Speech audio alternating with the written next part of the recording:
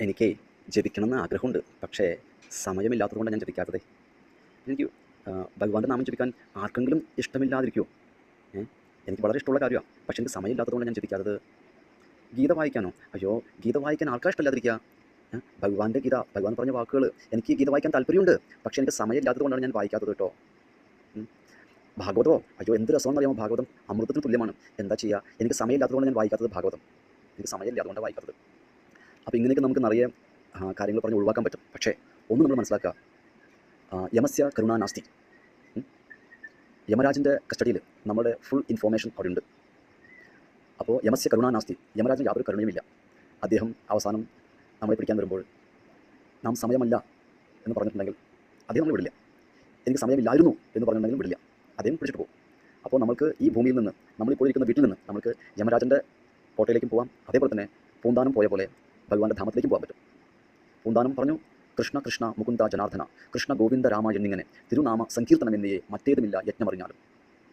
ഈ കലിയുഗത്തിൽ ഈ നാമസങ്കീർത്തനം ഒഴികെ മറ്റൊരു യജ്ഞം അതിന് ഈക്വലായിട്ടില്ല എന്ന് പറഞ്ഞത്. പിന്നെ പറഞ്ഞു, തുഞ്ചത്ത് രാമാനുജ എഴുത്തച്ഛൻ പറഞ്ഞു, ഹൃദുവായ പെണ്ണിനും ഇരപ്പനും ദാഹകനും പതിതനും അഗ്നിയജനം ചെയ്ത ഭൂസുരനും ഹരിനാമ കീർത്തനം ഇതൊരു നാളും ആർക്കും അരുതാത്തതല്ല ഹരിനാരായണായനമാണെന്ന് പറഞ്ഞിട്ടുള്ളത്. അപ്പോൾ ഭഗവാന്റെ നാമം ആർക്കും എപ്പോഴും എവിടെ വെച്ച് വേണമെങ്കിലും ജപിക്കാം. ഇതിന് യാതൊരു തരത്തിലുള്ള എന്താ പറയുക അശുദ്ധിയില്ല. അപ്പോൾ അതുകൊണ്ട് നാം സമയമില്ല എന്നുള്ള എക്സ്ക്യൂസ് പറഞ്ഞിട്ട് നമ്മളെ തന്നെ ചതിക്കരുത്. അവസാനം നമുക്ക് യമരാജൻ്റെ കോട്ടയിലേക്ക് പോകേണ്ടി വന്നു കഴിഞ്ഞാൽ അവിടുത്തെ നരകയാതന നാം അനുഭവിച്ചേ പറ്റുള്ളൂ. അപ്പോൾ നമ്മളെ ആർക്കാ സഹായിക്കാൻ സാധിക്കുക? നമ്മുടെ കൂടെ നമ്മൾ അറിയപ്പെടുന്ന ആളുകൾ ആരും കൂടെയില്ല, അതൊരു വേറെ സ്ഥലമാണ്. അതുകൊണ്ട് നാം നമ്മളെ ചതിക്കരുത്. നാം നമ്മൾക്കായിട്ട് എന്തെങ്കിലും ഒരു നല്ല കാര്യം ചെയ്യണമെന്നുണ്ടെങ്കിൽ നമ്മൾ ആദ്യം ചെയ്യേണ്ടത് ഭഗവാന്റെ നാമം ജപിക്കൂ. അതിനുവേണ്ടി നമ്മുടെ ഉത്സാഹത്തെ കാണിക്കൂ, നമ്മൾ അതിനുവേണ്ടി ശ്രമിക്കൂ, ഭഗവാൻ നാമം ജപിക്കാൻ ശ്രമിക്കൂ നമ്മൾ.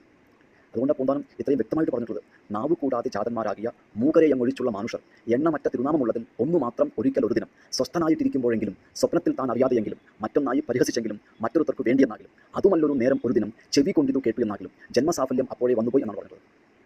ജന്മസാഫല്യം വരണമെന്നുണ്ടെങ്കിൽ നമ്മൾ ഭഗവാന്റെ നാമം ജപിച്ചാൽ മതി. നമ്മൾ ഭഗവാന്റെ നാമം ജപിച്ചാൽ മതി, ഒന്നും വേണ്ട. നമുക്ക് മറ്റൊന്നും ചെയ്യാൻ താല്പര്യമില്ല, സാധിക്കുന്നില്ല, സമയമില്ല, വിട്ടോളൂ. പക്ഷേ ഭഗവാന്റെ നാമം നമ്മൾ ജപിക്കാതിരിക്കരുത്.